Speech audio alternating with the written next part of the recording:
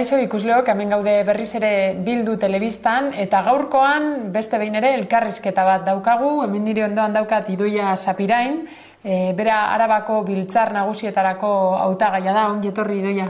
Eske.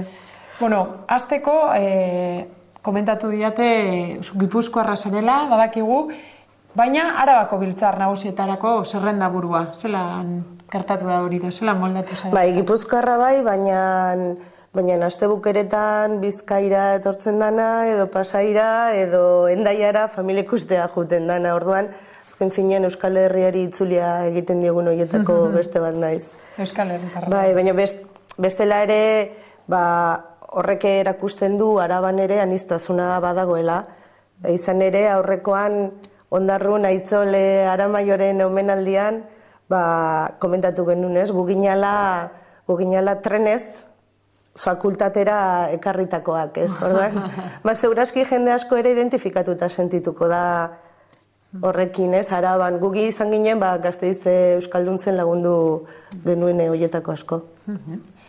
Bueno, kanpaina ja bere azken txanpan dago, hauteskundeak domekan ditugu ja, hor bueltan, baina zer moduz moldatu zara kanpaina zehar eta moldatzen ari zara jende aurrean, eta... Indarrez, pausoz pauso, baina indarrez.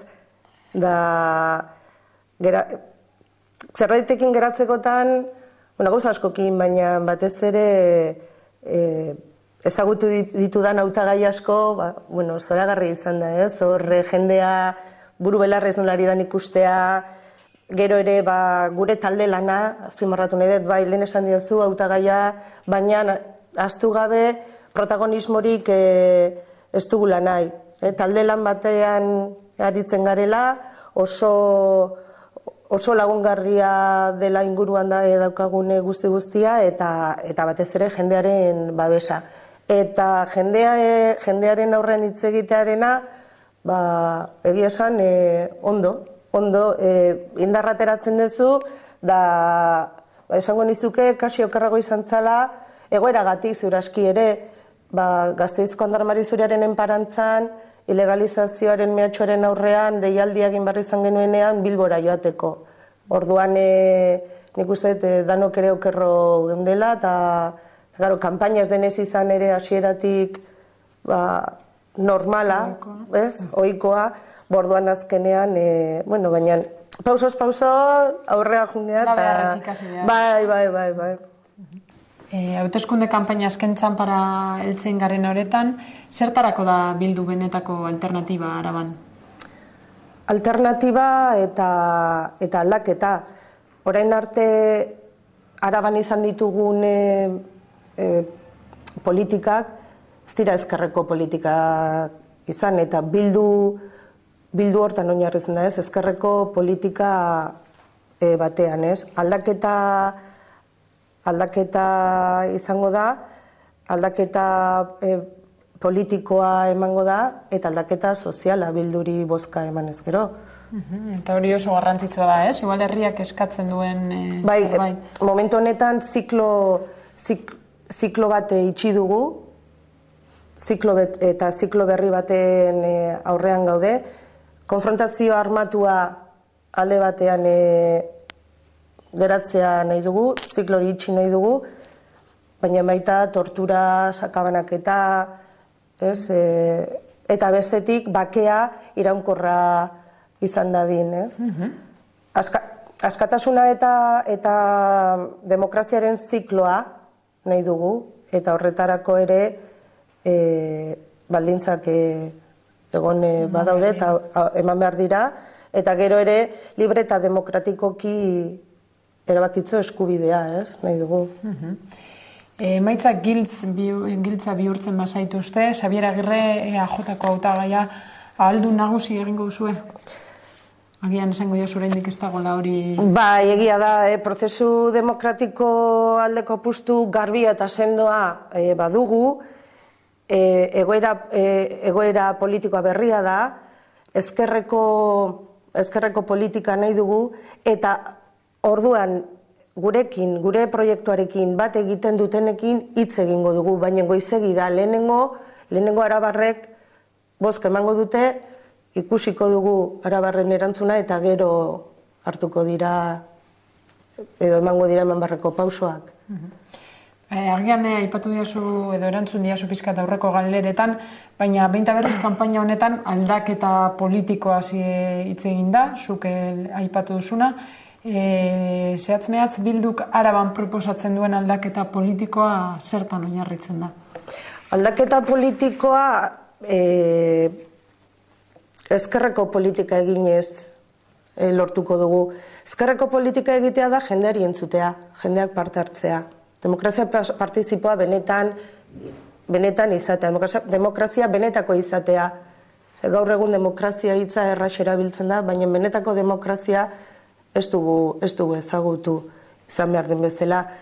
Eta ezkerreko politikak batez ere jendeak bere iritzia emango duelako eta jendeak erabakitzeko eskubidea izango duelako. Guk proposatzen ditugunak dira jendeari galdeketak egitea eta galdeketa horien erantzunekin erabakiak hartzea. Lehengoan bekeko ekitaldi erraldoi horretan feminismoa hitz egin zenuen eta indarra egin nahi izan zenuen horretan, zein feminismo, ze motatako feminismoaren alde egingo du Bilduk Araban? Orain arte izan dugun eredu heteropatriarkala izan da, eta horrekin apurtu behar dugu. Etxetik hasita, goruntz eginez, eta feminismoa benetan oinarritzat hartu. Zau da, esan edudana da, berdintasuna, edo aurrekoan esaten nuen ez, martxoaren 8 ala guazen danok, ze ondo martxoaren 8 ez dela nahikoa.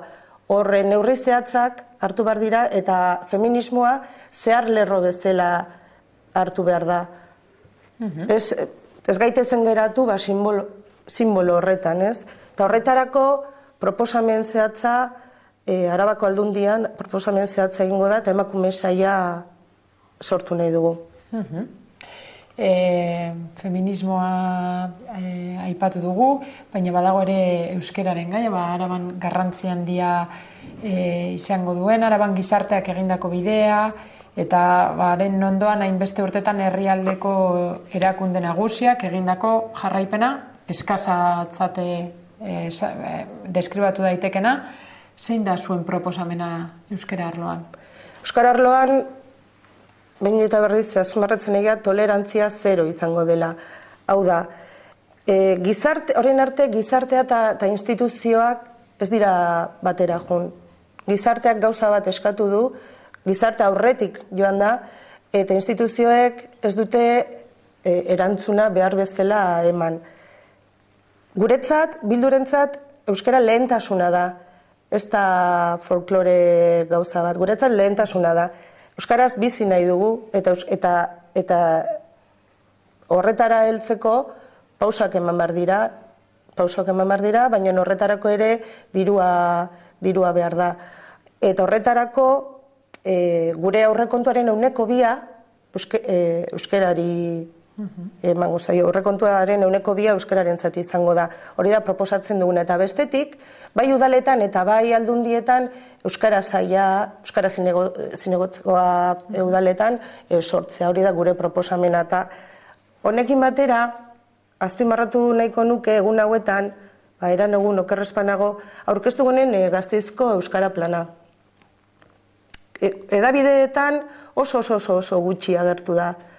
Eta pena izan da, ze jende asko ez daki Bilduren proposamenen artean bat dela Gasteizen, Gasteiz antzokia sortzea. Berez, proposatzen duguna da, Banko Espainiako eraikina, momentu honetan utxik dago, eta hori badator Bilduren filosofiarekin, hau da, utxik dauden eraikinak hartu eta berreskuratu. Gainera aldezarretik gertu, bertan dago, Banko de Espainia itxita dau, utxik, eta berez antzokia zan izatez. Baina gero frankistek herriari lapurtu zioten, ordan nola bait, uste dugu, erabilpen, herriarentzat. Bai, eta gero jendeak jakingo du ere, kontseiluak emandako erakutsi dituen datuak zeintzuk izan diren. Arabako herrietan hizkuntz politika ez zuzenak daudela, soilik Aramaiok genditzen du behar den bezala. Bueno, gai asko jorratu ditugu, baina amaitzeko edo borobiltzeko galdetuko nizuke edo eskatuko nizuke, hor jendea agian oraindik erabakirik hartu ez duena, zer esango zinieke maiatzaren 22an Bilduren alde egiteko? Esango nieke Bildurengan konfiantza izan behar dutela, beraien bozka eraginkorrena izango dela, eta baliagarriena, Araban eraginkorrena izatea espero dugu, eta aldaketarako txartela dela, ezkerreko politika aurrera eramango dugula, eta ez dugula orain arte egin duten bezala Madrili begira politikari egingo, baizik eta Euskal Herriari begira. Eta ingandean bilditzagun indarrak. Hori da. Seguro lortuko dugula, eskerrik asko Idoia gurekin egoteagatik hau. Plazer bat izan da. Eta animo azken txanpa honetan. Mila esker.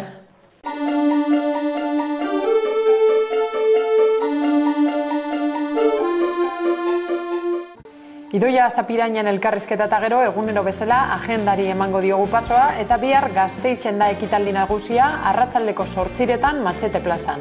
Laudion ere herriko plazan arratsaldeko 7:30. Tuteran Paseo Keilesen 7:00. Iruñean Etxebakoitzen arratsaldeko 7:00. Durangon Eskurdi plazan arratsaldeko 7:00. Urretxu Zumarragan arratsaldeko 7:30 Areizaga Kalebarren plazan. Eskabarten 8:30 Arreko kontzejuan. Oteitzako udaleren aurrean arratsaldeko 7:00. Iturraman López Frontoian arratsaldeko 8:00. Sopelan udaletxeko plazan arratsaldeko 7:30. Algortan kotxe karabana egongo da arratsaldeko 6:00 hasita Aizerrotatik.